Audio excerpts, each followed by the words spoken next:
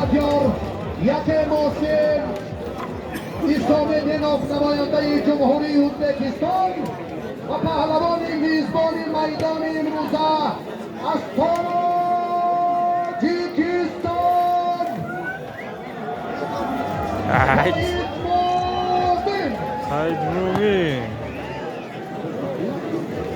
سعید مومین پهلوان.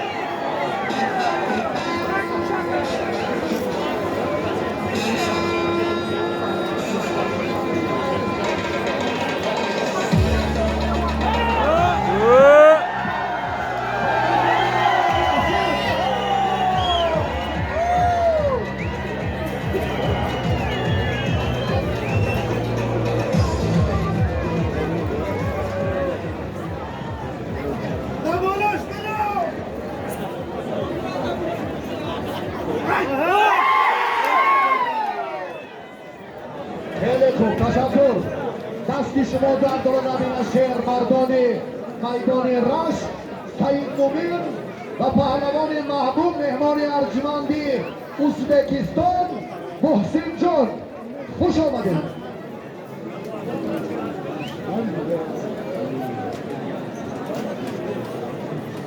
خب شاهروخو که اکرم شما اینجا توجه کنید. عبدالواحد وکیلمی نیروسنجی های قراربست میدان اول شاهرخ ناحیه نورآباد از کنار چپ باور